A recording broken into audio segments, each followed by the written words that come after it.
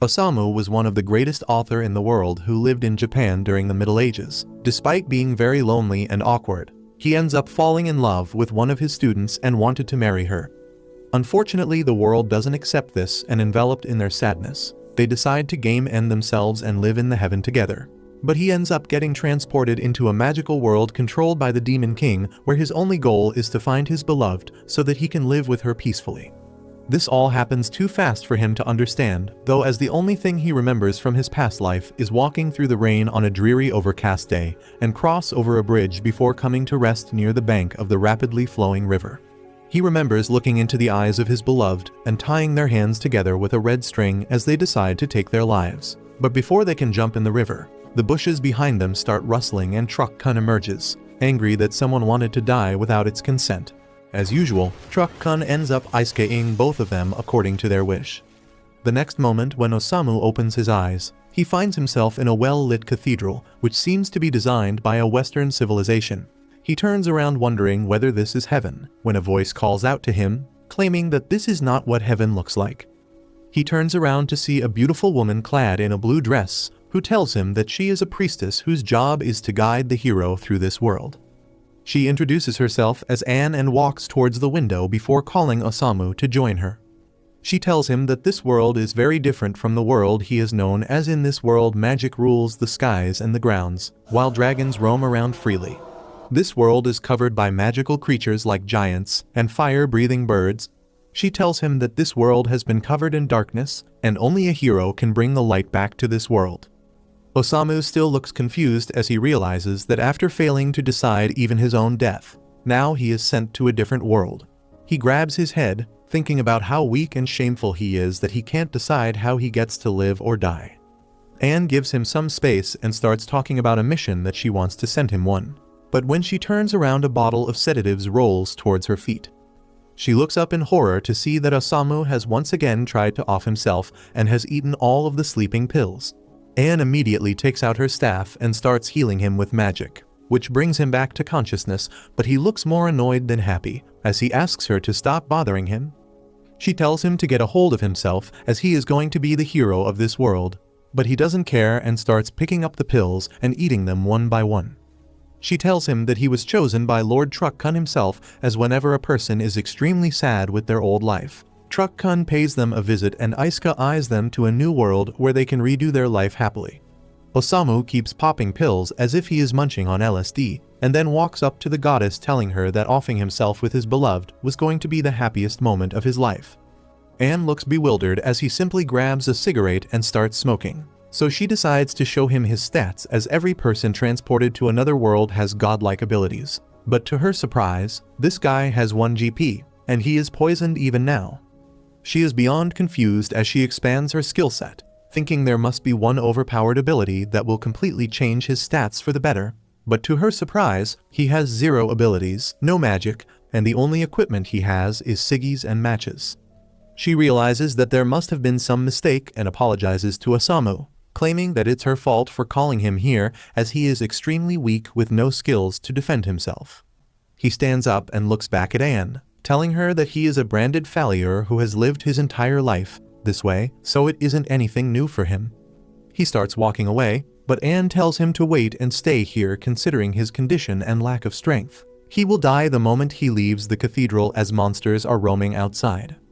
Osamu tells her that she doesn't need to worry, as he simply wants a place to die, and starts walking.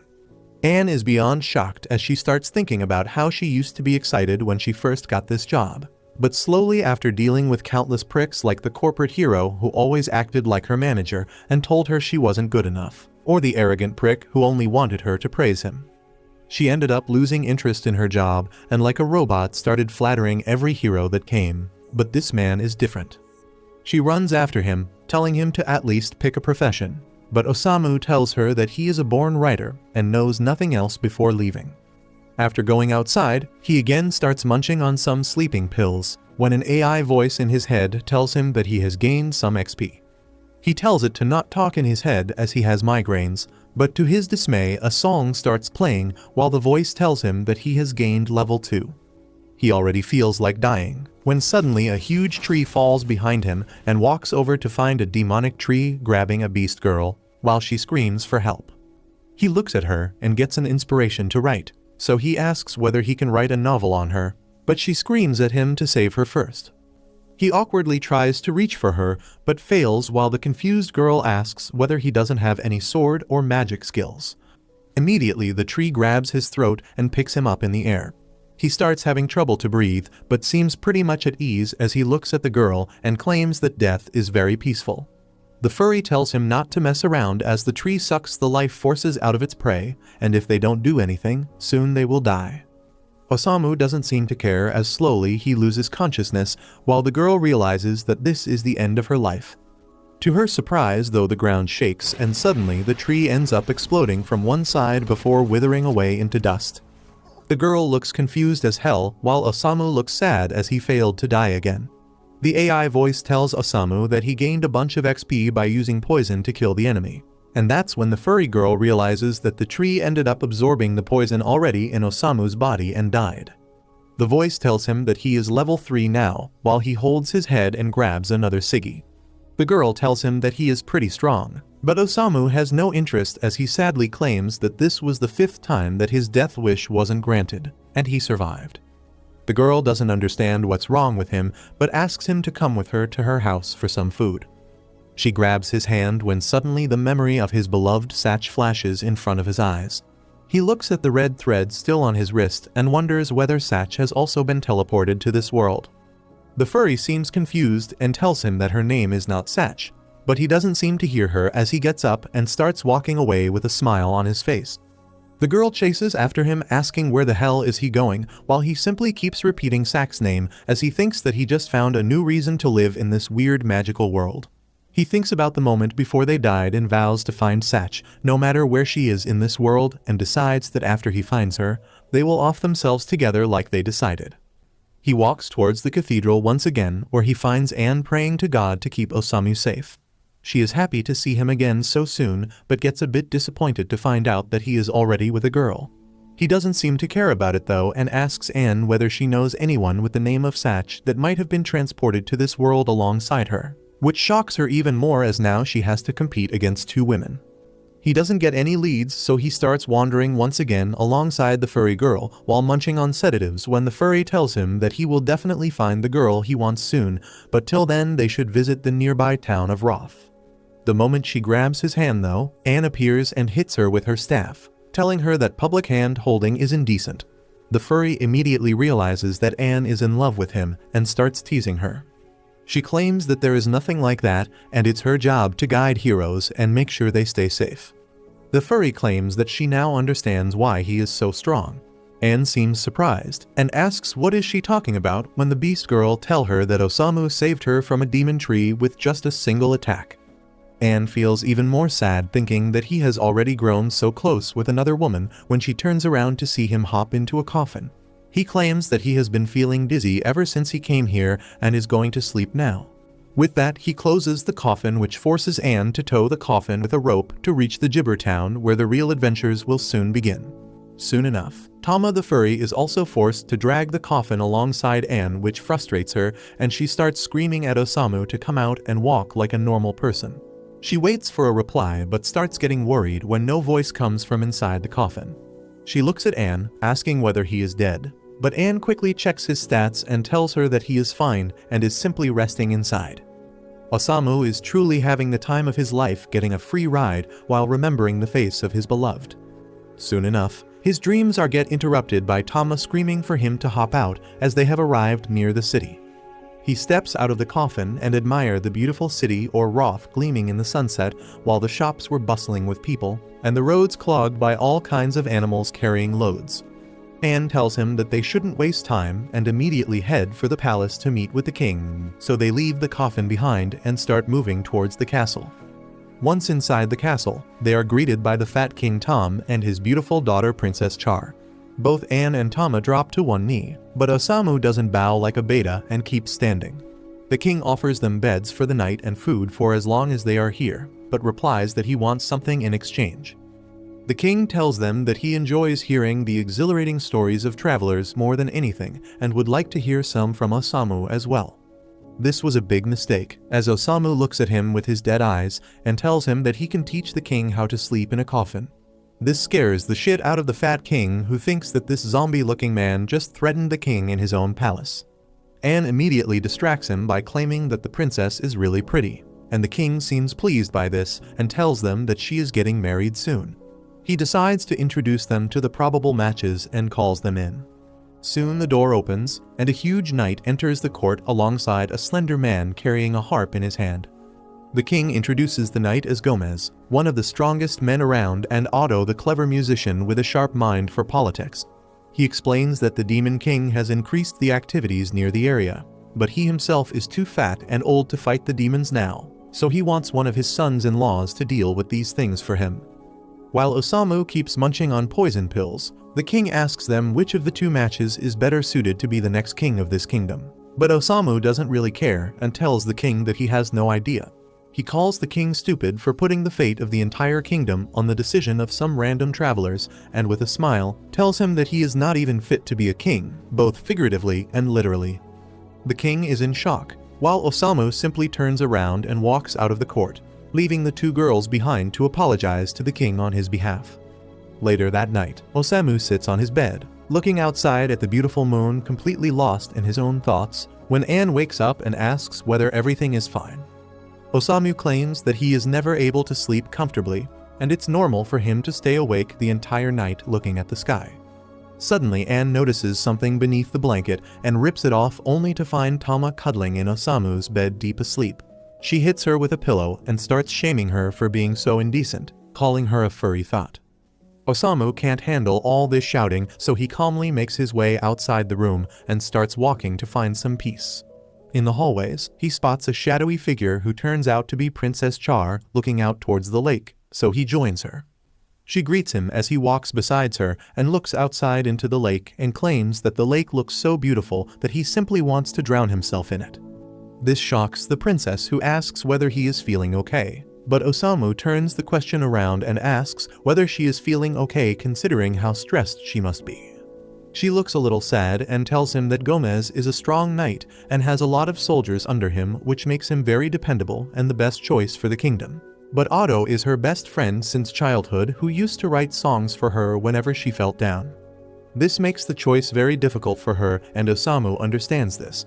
He tells her that for the longest time he has been trying to end himself, greatly inconveniencing a lot of people, but he still has enough self-respect that he won't let anyone else choose the way he lives. This opens the princess's eyes, while Osamu walks away, telling her that she should do whatever her heart desires and not care about anyone else.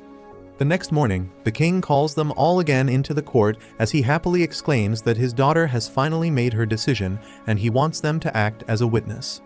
The princess looks up and starts walking down, claiming that she thought long and hard about it and has finally come to the decision that she wants to offer herself alongside Osamu. This shocks all of them, knocking Anne out, while Tama screams at her to stop messing around.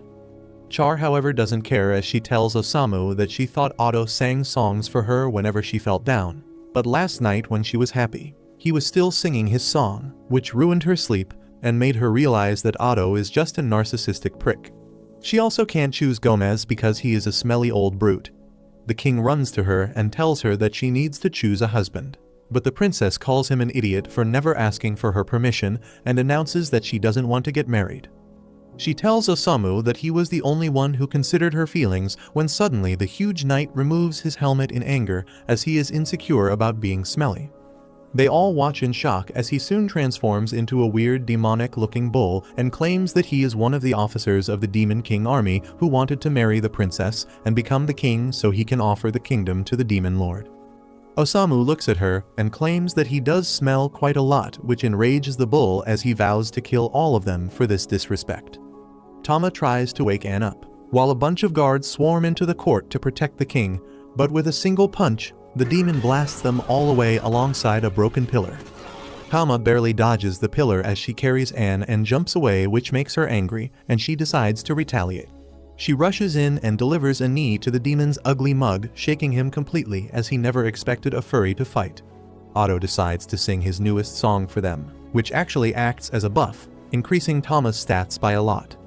The bull immediately rushes towards Tama with his horns ready to skewer the beast girl. But Tama is much more nimble and slides beneath the attack before kicking the demon in the face. The demon still persists, so she tries to punch him away, but he blocks it with his horns and attacks her.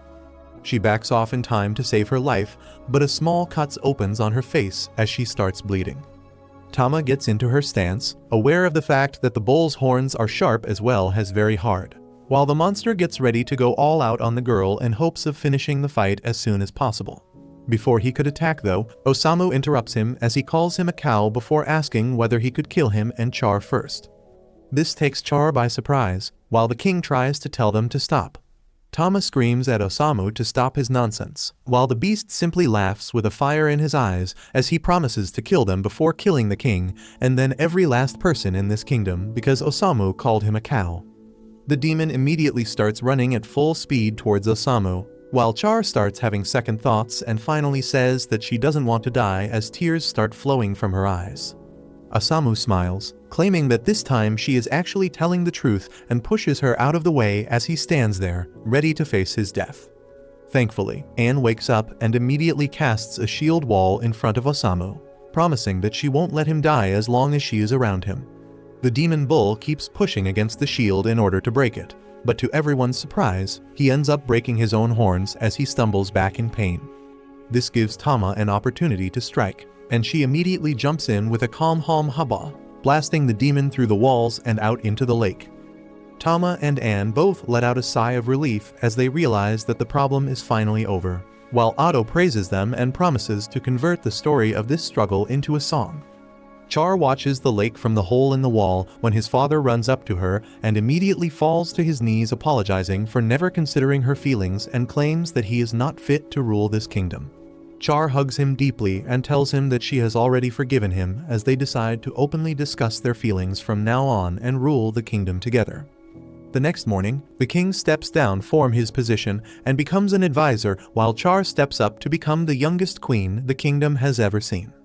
Anne and Tama again leave on their journey, lugging the huge coffin behind them while Osamu sleeps inside waiting to see what new adventures they will be facing soon. Both Tama and Anne carry him in his coffin for the next few days, while he barely came out of it. Tama starts getting tired and they decide to take a break, when Osamu emerges from his coffin asking whether it's time to eat. He claims that he would like to have some boiled tofu, but when he looks at the confused priestess's face, he simply reclines back to his shell, while Anne starts noting the food down to buy it from the next town. While Anne was looking at the map to figure out where they are, Tama asks when will they reach her homeland, called Grun. Anne immediately looks it up and claims that they are a couple of days away, and tells Tama that they will have to stop at one of the temples there. Tama shoves some bread in her face and asks why do they have to stop, and Anne replies that usually heroes from the other world travel straight up to the demon lord's castle to try and defeat him. But Osamu doesn't seem to have any goals like that and only wants to find his beloved Satch. Because of that, they will have to roam around and find more information about her. Tama starts teasing her for liking Osamu, but she immediately denies any such thing, claiming that she is just trying to guide him, which is her job. Tama tells her that she will accompany them till her hometown, but after that they will have to travel alone. Anne claims that she has already sent her resignation through a familiar to the temple, so it shouldn't be a problem, but to her surprise, the familiar comes back and starts biting Osamu on the head, who came out for a smoke break. She immediately grabs the familiar and finds out that the familiar didn't even deliver her resignation. She angrily throws the familiar away, but Osamu finds him cute and names him Milos before retreating back to his coffin. Suddenly Milos starts acting weird and runs away out of fear, which surprises Anne, but before they can respond, a giant red dragon descends from the sky above and lands just a few feet away from them. Both Anne and Tama are beyond horrified as a dragon is the world's most powerful monster. The dragon roars at them while they stand at the same place, too horrified to move. Just when they thought the end was near, a voice behind them commands the dragon to back off, and the dragon obeys.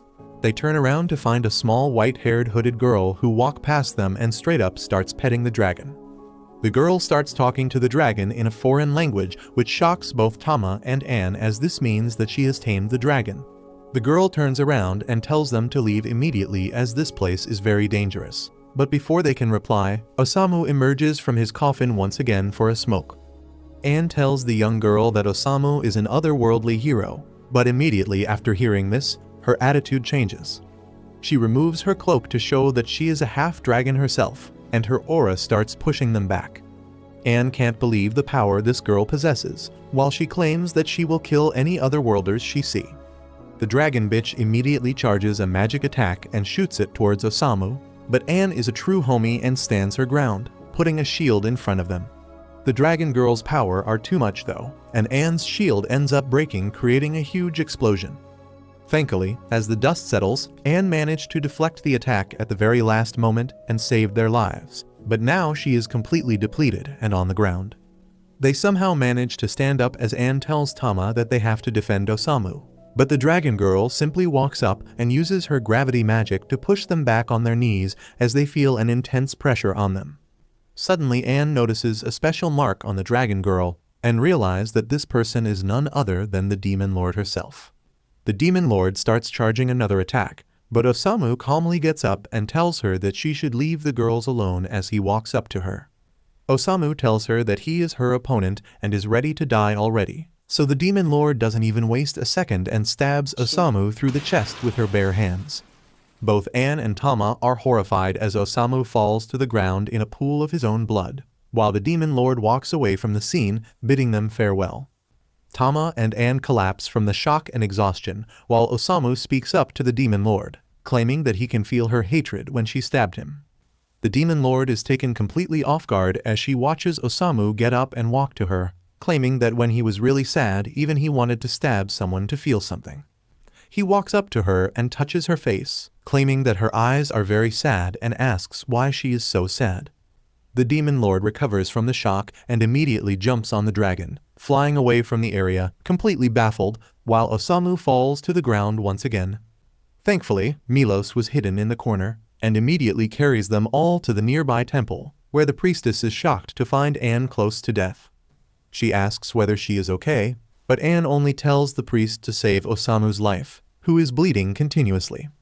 The priestess immediately summons every healer in the temple and starts taking care of them, and by the next morning, Osamu is out again, doing his usual thing like buying the most deadly poison and chugging it like a white girl at a frat party. Tama immediately smacks the bottle away and starts shouting at him, while the priestess named Isha asks Anne why she was combing here. Anne immediately asks whether she knows anyone named Satch, but Isha denies having any such knowledge and asks why the hell is she traveling with the otherworlders. She tells her that she felt relieved hearing that Anne quit her job, as otherworlders are massive jerks who only use the powers given to them for their own good. While she was telling Anne to stop traveling with Osamu, another otherworlder walks up to them and starts rapping like Drake after Kendrick Lamar eyed him. He flexes money on them, since he has the power of infinite multiplication, which he is only using for his own benefit obviously. Isha gets mad at Drake and throws his money back at his face, telling him to get lost as he can only strike a chord with minors. Isha tells Anne that every otherworlder is the same narcissistic prick, but Anne claims that Osamu is different as he changed her life completely. Just then Osamu walks up to her, asking for money to buy some deadly drugs, and Anne starts pouring money in his hands without even looking. Isha asks what kind of gift does Osamu have, but Anne replies that Osamu doesn't have any abilities or special skills and is pretty weak. Even then he put his life on the line to save both her and Tama from the Dark Lord. Isha is shocked at this and tells Anne that it's not possible, as another otherworlder just killed the Demon Lord 7 days ago. Later that day, Anne tells Tama about the Demon Lord, and even she is surprised, but at the same time happy about the fact that they can live in peace now. Anne, however, is still confused because it doesn't explain why they met the another girl with the Demon Lord mark on her. Suddenly Osamu tears up all the pages that he was writing on, as he is only writing brain-dead gibberish like J.K. Rowling in her tweets. Anne tells him to stop being a nerd and takes him out for shopping, where she buys him a huge thick set of armor that covers his entire body and is too big for him. Tama claims that Osamu can't even walk in that, but Anne claims that she can't see him get hurt anymore, so this armor will have to do. After that she puts the helmet on top and tells him to stay where he is while she goes ahead to buy some other things.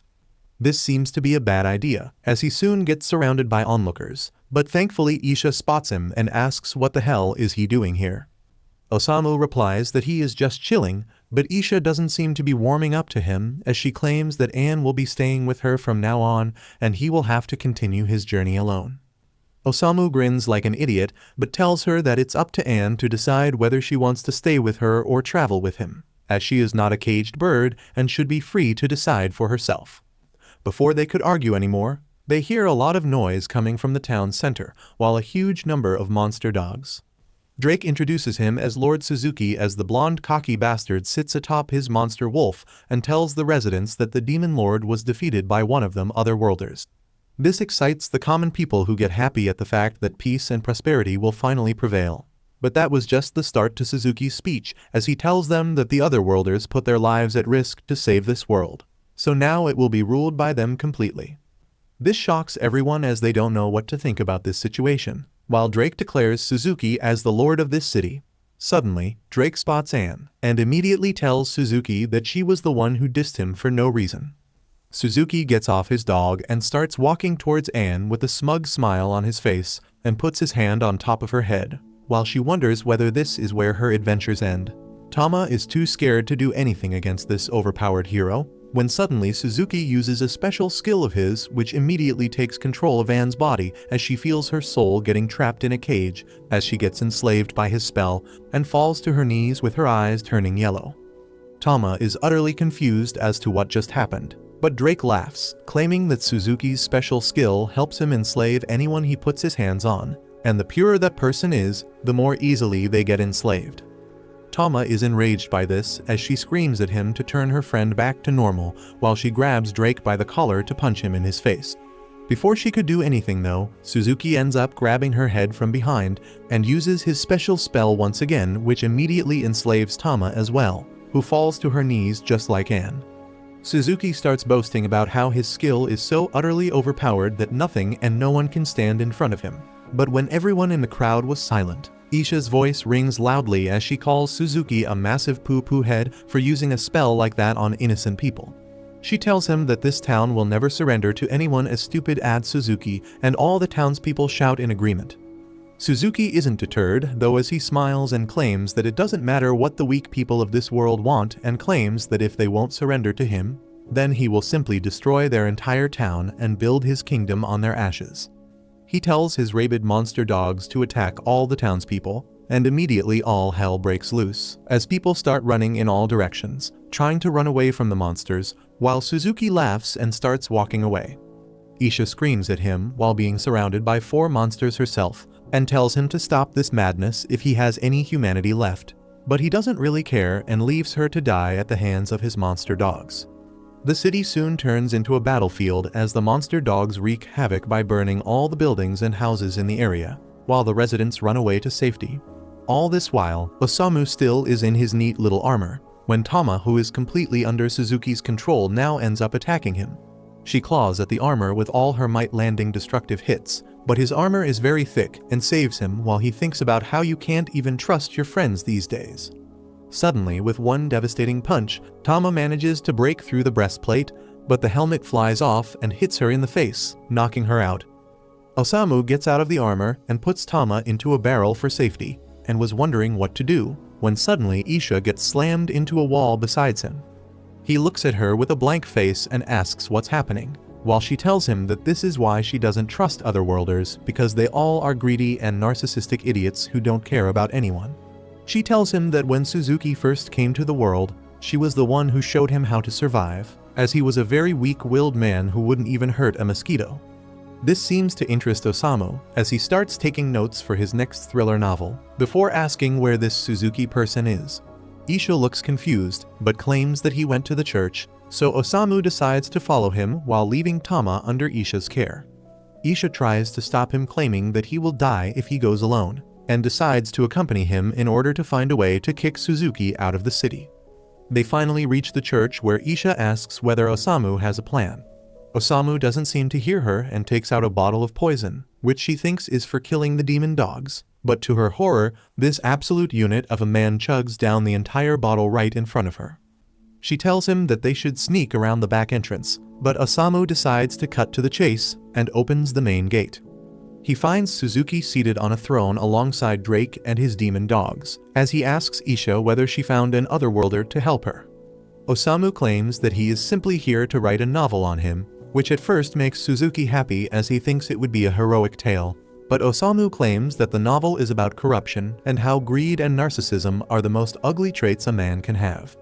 This doesn't go well with Suzuki, who sends his monster dogs ahead to shred them.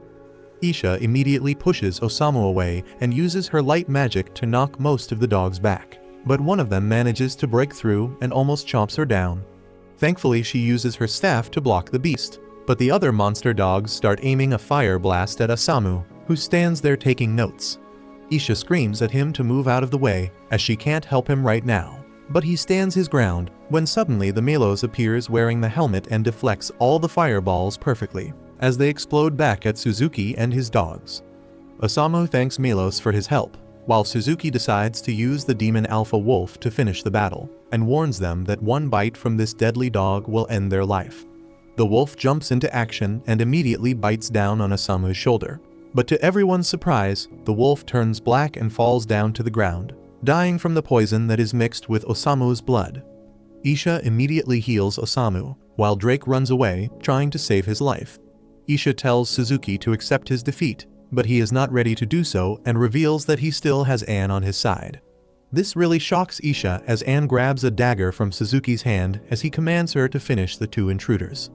Isha tries to reason with Anne, but she doesn't hear anything and charges at Isha trying to stab her.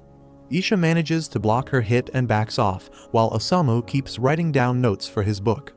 Isha tells him that they need to back off as they can't hurt Anne, but Osamu moves forward, claiming that Anne isn't as weak as people might think. Suzuki boasts that his spell is so strong that no one can break through it, but Osamu ignores her and walks up to Anne, as he asks whether this is what she wants. Anne stands still with her knife drawn, but doesn't attack him, and blood starts flowing down as her true self tries to fight for control over her body and grabs the blade. Suzuki uses his spell again, commanding her to attack, but she manages to break through the spell with sheer willpower and falls to the floor unconscious. Osamu grabs her midair and asks Isha to heal her completely while he starts writing once again. Suzuki cannot believe his eyes that someone managed to break through his overpowered spell, and this realization hits him so bad that he rushes to grab the knife. But instead of attacking Osamu, he tries to end his own life. Thankfully, Osamu grabs his blade immediately, and while blood dropped from his palm, he tells Suzuki that he can't take his own life, because Osamu is writing a story about him, and if he dies, the story will end too quickly. He tells Suzuki to tell him his entire story, and with teary eyes, Suzuki tells him that back on Earth, he was the subject of constant bullying because of his small size and weak nature. He used to get beaten up regularly in school, and even drunk people on the road would simply cuss him out and walk scot-free, making his life really miserable. He tried ending his life multiple times, but was not brave enough to do so, when one day Truck-kun decides to offer a helping hand and sends him to this magical world. He was shocked to see Isha as his guide, who showed him his special skill, which helped him tame any beast and basically enslave him. He practiced hard to defeat the Demon King and slowly amassed a small pack of demon dogs as his loyal pets. He used them to kill other monsters, but despite being in a different world, he was still not treated very well, because people discriminated him from being an otherworldler. In anger, he started using his spell on them to feel some sense of power, and on the way became a monster himself. Osamu smiles as he claims that his small book is finally complete, which is based upon a person who was given a second chance to change his life. But he refused to be a hero, but failed to be a villain as well because of his weak nature. Suddenly, the pages from Osamu's book start revolving around Suzuki, casting a blue glow on him, while a magic circle appears beneath him. Osamu tells him that it was a good story, but not his masterpiece, so he grabs one piece of paper and tears it in half. Suddenly, a bright light blinds them, and Suzuki vanishes from their sight. Anne and Isha couldn't believe their eyes as they realized that this man just sent Suzuki back to his own world, a power that they didn't even think existed in this world. Osamu by this time is bored as he falls on his back and starts nibbling on some sleeping pills again. Inside the city, the demon dogs are released from the spell and simply return back to their forest, while Tama emerges from the barrel as well, back to her old self. The next morning, Isha gets Osamu a beautiful coffin as a thanks because that's what he wanted and seems pretty pleased to get. Isha warns Anne that their journey forward is going to be extremely difficult and they might not survive, so she asks one more time whether she would want to stay back here and enjoy life. But Anne refuses, claiming that she is trying to find out what kind of story is her life going to become. Isha smiles and bids her farewell, as they start moving again, with no clue what new deadly adventures await them on the road ahead. Ever since the news about the Demon King defeated by the heroes from the other world got released, everyone felt like they could finally take a deep breath and roam around anywhere they wanted without the threat of getting killed. But it turns out that the 7 heroes that defeated the Demon Lord have now taken his place in his castle and have recently sent a declaration of war to the Pope of this country, claiming that they will now rule the entire world as they see fit. The other priests are shocked to learn this, while Isha claims that the daughter of the Demon Lord has also gone missing, which is a huge problem, as she is an incredibly strong demon in her own rights who can destroy the entire country if she so wanted to do. All the priests think about what they can do in such circumstances when the heroes that they thought to be angels have turned into demons themselves because of their greed and are now threatening the peace that they fought so hard to protect. Suddenly, Isha remembers the case of Suzu and tells them that she recently met with an otherworlder who was very different from the other people, as he never really got any special abilities, but she saw him transfer the rogue hero Suzu back to the world where he once came from with a special ability that even he doesn't know about. Everyone is shocked to hear her and eagerly ask for details when suddenly the Pope himself arrives and the other priests immediately fall to the ground. The Pope tells Isha that he wants to know everything about this otherworlder he is talking about, as God might have sent him in this world to deal with their problems, and this otherworlder might be the key to solving this major crisis. While all this is happening, Osamu is asleep in his coffin while Tama and Anne drag it to reach a nearby city where they decide to rest before moving on. Tama is really happy as she was very tired after dragging the coffin all day long and begs Anne to get them some good feather beds for one night at least. Anne takes out the map and starts looking at it to find the location of the nearest hotel, when suddenly a young boy who was sitting on a signboard for no reason tells her the direction in which she needs to go. Anne thanks her, while he asks whether they all are travelers who are new to the city and offers them some information in return for money which might help them a lot during their travels. They decide to hear him out, and he tells them that he is an entrepreneur who came up with the idea of a hero service. Tama seems confused, so he explains that he will rent out an otherworldly hero to any party that is not very confident in their strength, and that hero will travel with them to make sure they reach their destination safely. Tama immediately looks disgusted as she thinks about Suzu and Drake, but the boy tells her that heroes are sent from otherworld for their protection, and they are very nice. He tells her that for the low price of $5,000, he will get them a really nice hero to accompany them. Tama smells the scammy Indian accent from his voice and tries to deny any help. But Tama is a dumbass like your grandmother who got scammed and immediately takes out the money, claiming that it's a small price to pay for the safety of Osamu. The boy immediately walks up to the coffin and tells Tama that this dead man probably wants the jur buried safely and would love to have some protection. When the coffin shifts and Osamu emerges from it, claiming that he is still alive. This scares the shit out of the boy, who wonders what the hell is happening. But Tama tells him that this man in the coffin himself is an adventurer. But the boy doesn't believe him, as adventurers don't usually look like a strangled cat. This comment hurts Osamu's feelings a little, but the boy immediately grabs the money from Anne's hands and tells her to wait for him at the inn, as he will bring the hero at night. Tama takes a big yawn, happy that a strong adventurer might join their party, which means no more dragging the coffin. But by the time night comes, they all enter the reception of the hotel, but there is still no sign of the young boy. The old lady at the reception asks whether they want to stay or not, but Anne pleads with her to wait a bit, as a hero is supposed to arrive as well. The woman suddenly asks whether a young boy told her that a hero will come, and Anne immediately replies yes, hoping to get an answer. To her dismay, the old lady tells her that the kid is named Nur, who usually tries to scam the adventurers out of their money, and this is his usual trick. Anne loses her mind as she realizes that she just got scammed out of $5,000 and starts having a panic attack. Tama helps her calm down while Osamu asks more about this boy. The old lady tells him that Nur is just an orphan who has no one in this world to look up to, so he stays around the town and makes his living by scamming travelers whenever he gets the opportunity to. She tells them that he isn't bad at heart, but because there is no one to guide him, he is taking all the wrong decisions and always getting into trouble. While Anne was waiting for the hero she ordered, Nur was calmly sitting beneath the bridge with the things he owned and a sword that he had. He feels bad about scamming these people and wonders whether he should give some of the money back, but suddenly someone puts a sack on him and takes him away alongside all his money. When he finally opens his eyes, he finds himself tied to a wooden post while 3 men take out all the money he has earned and laugh at the boy, calling him a pathetic scammer. Nur tries to act brave and warns them that he is friends with some otherworld heroes, and if they get to know about this, they will be very mad, but the 3 kidnappers simply laugh at him. It turns out that all 3 of them are otherworlders themselves who have gone rogue and are working as robbers and thieves to earn a lot of money. They laugh at him for thinking that another worlder would ever become his friend and decide to teach him a lesson since he has been earning money by using their names.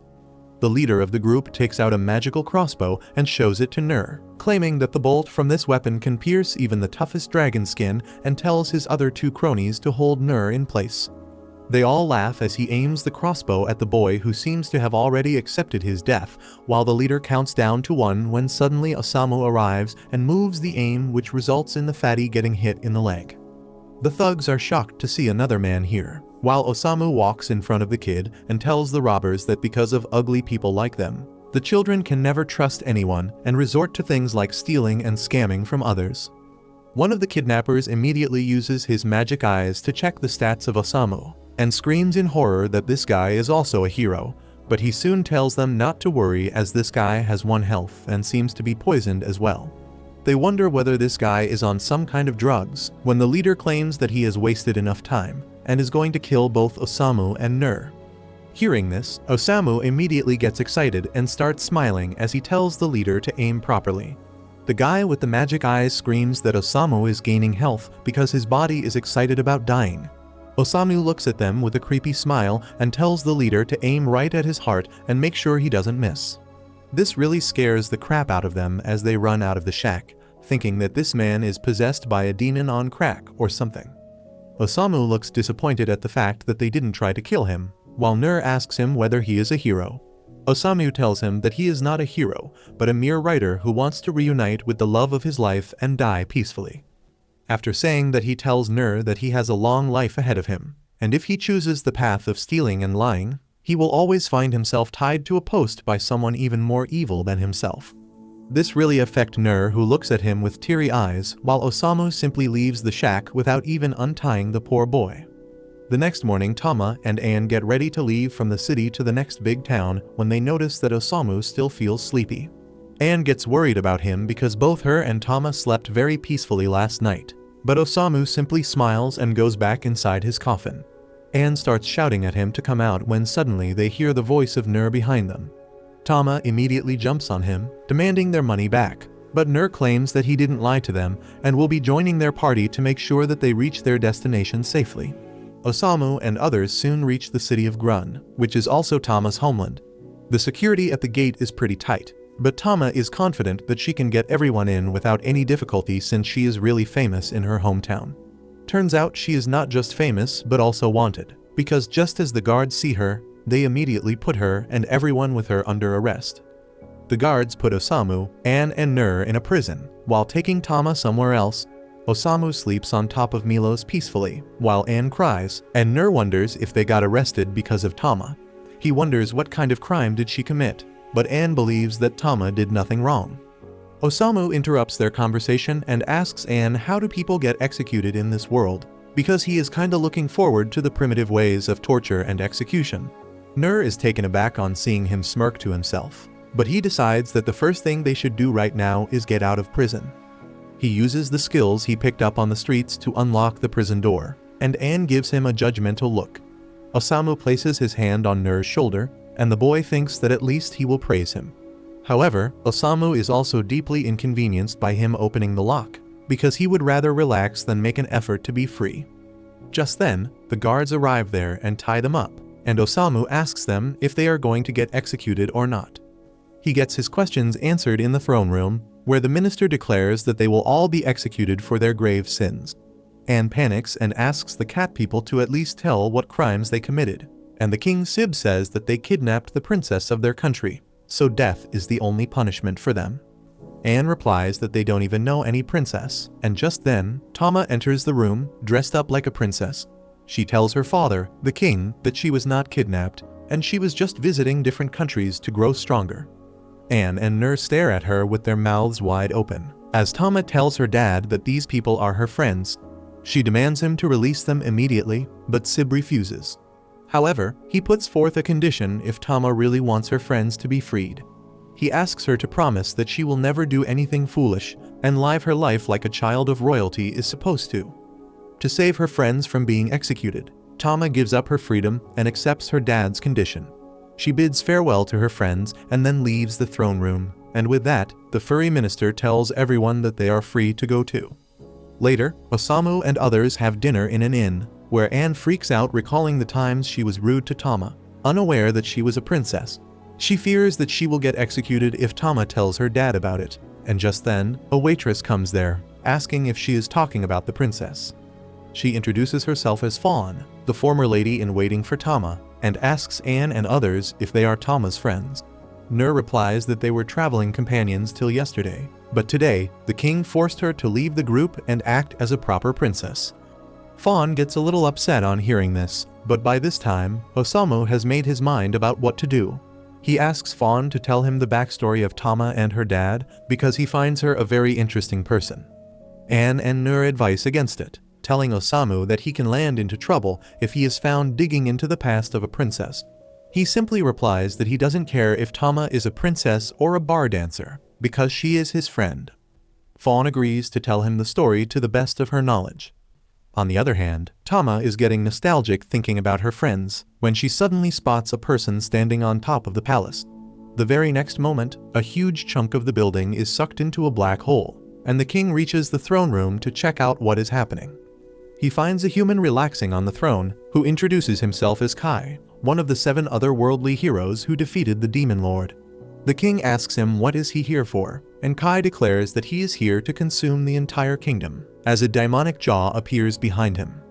The soldiers tell Kai that he won't be able to leave alive because Grun is a city of warriors. They charge at him, but Kai just snaps his fingers, and the demonic jaw appears right next to the soldier, devouring them instantly.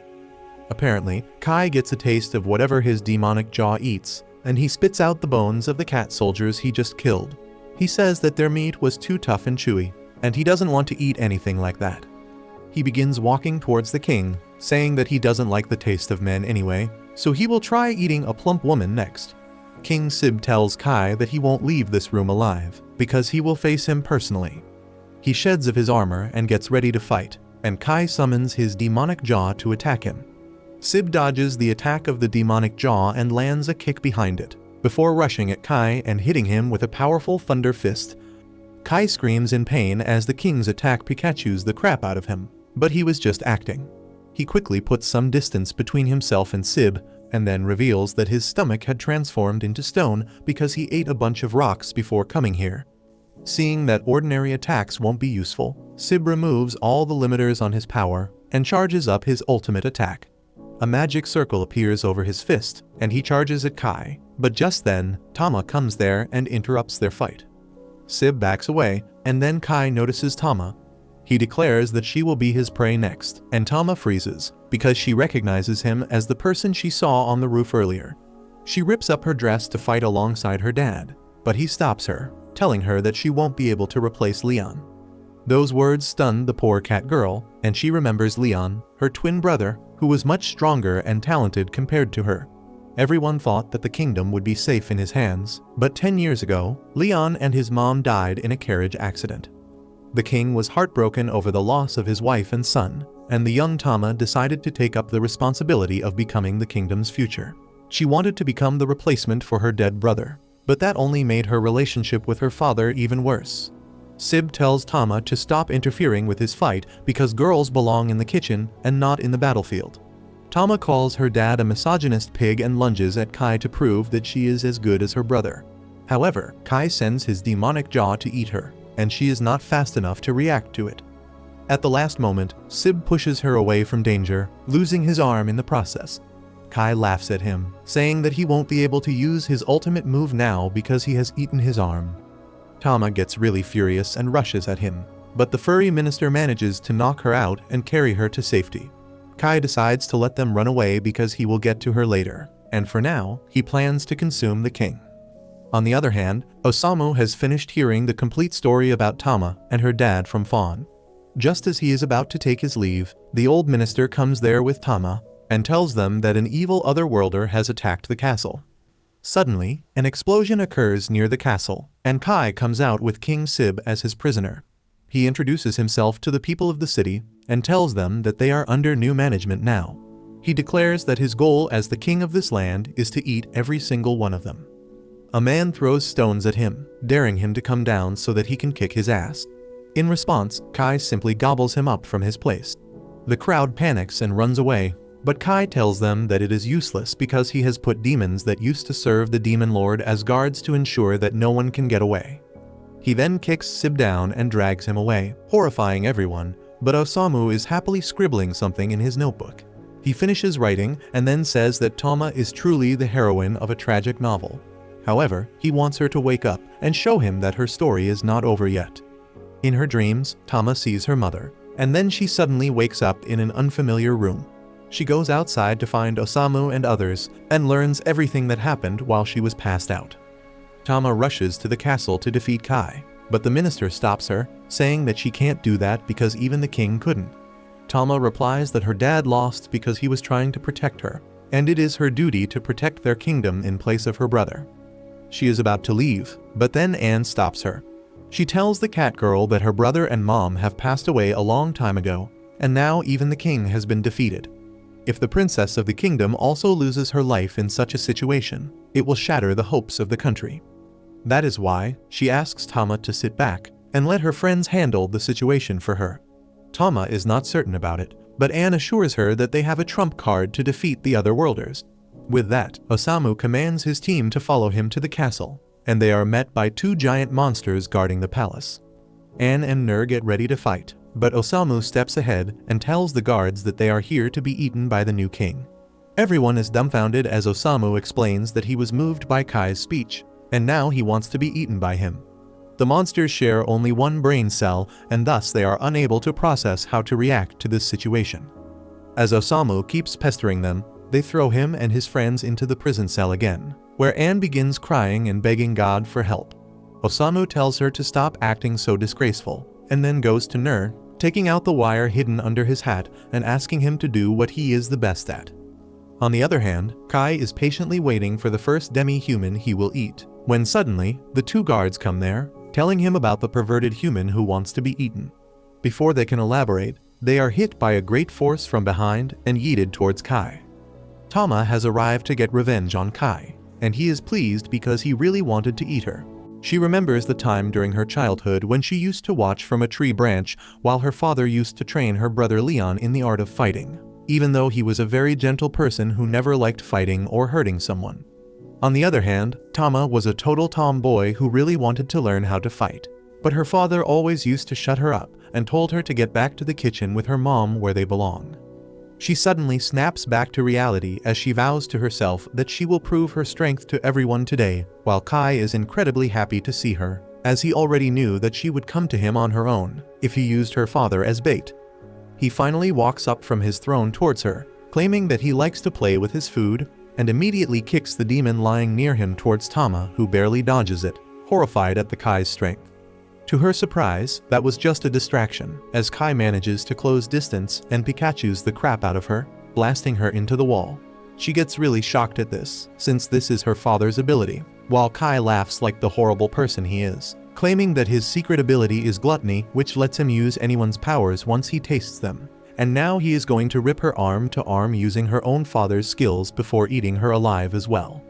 Meanwhile, Osamu and party manage to escape the prison and wander through the halls of the palace as Anne wonders whether Osamu has a plan.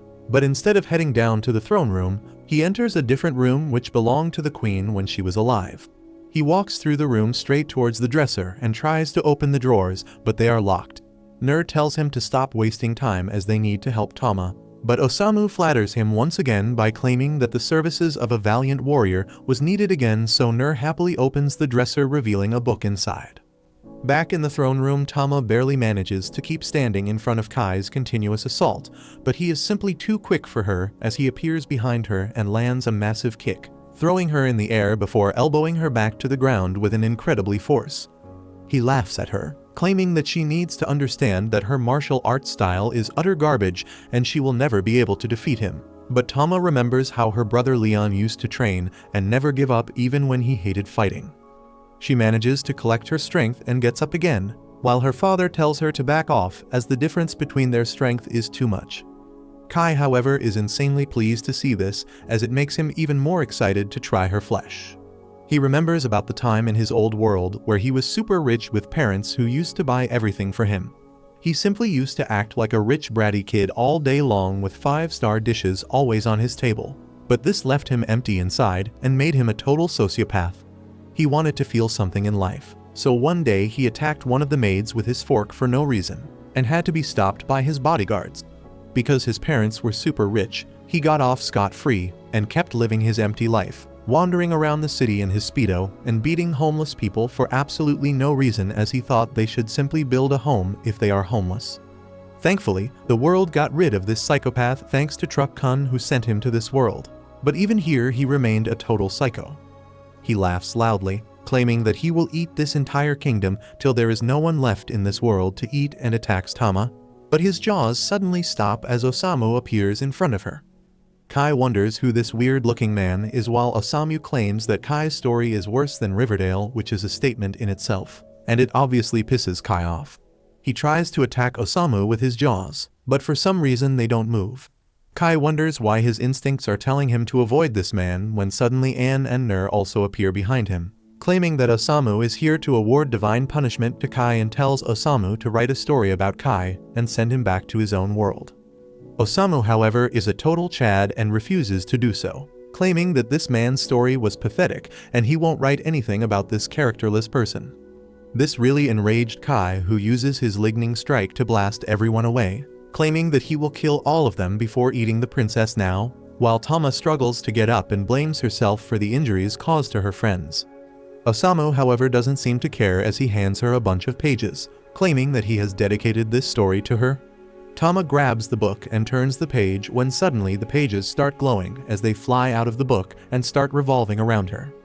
Kai uses his Thunderblast at Nur again, but Anne blocks it with her shield while wondering whether Osamu's abilities work on normal people as well.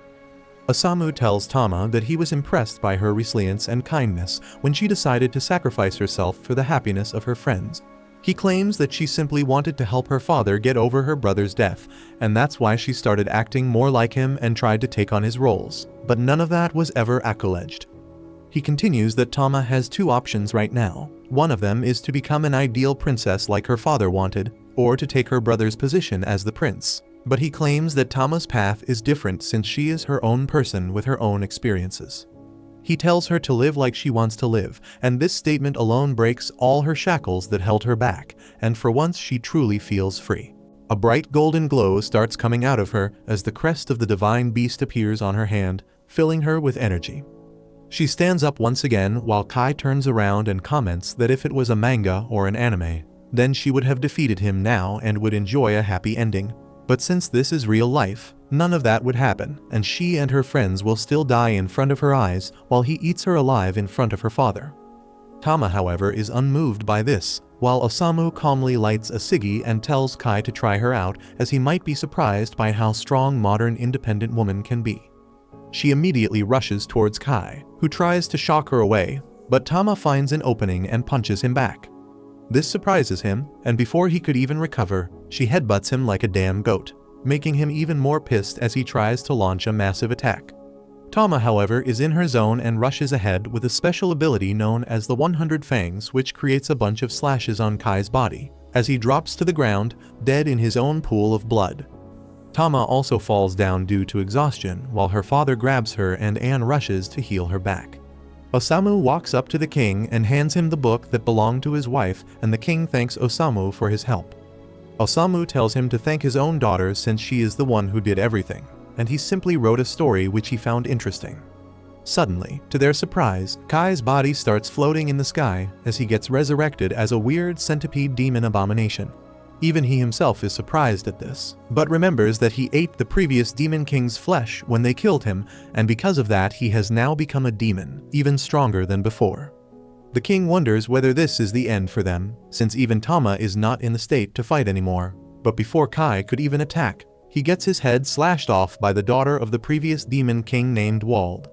Everyone is shocked to see her here, while the king wonders what the hell is happening today. But Wald doesn't seem to care about them and simply walks up to Kai, who recognizes her and starts making fun of her by claiming that her father was very tasty. This pisses her off and she uses a dark magic beam which blows through his head and half of the roof, killing him immediately. Tama and the others immediately get defensive, expecting an attack, while Osamu appears behind the demon without any fear, asking whether she feels better after this. Wald is shocked to see Osamu since she thought that he died after she attacked him last time, but she simply backs off for now and jumps back on her dragon while promising to kill him when they meet next. The night finally gets over and a couple weeks later, Osamu and party decide to leave the Beast Kingdom to continue their journey. But unfortunately for them, Tama decided to stay behind to help her father. Back in the castle, the king realizes that Tama is not meant for the life of a princess, as a tomboy like her can't stay still and look for adventures everywhere, so he decides to be rid of her and allows her to rejoin her friends on their adventure. She rushes out happily and finds Osamu's coffin being dragged by Nur, who is not very good at it, but is happy to see that Tama is back to help them drag his stupid coffin into the next adventure. If you liked this video, make sure to subscribe and check out this brand new anime about a human who hides and becomes the strongest leader of the demon army.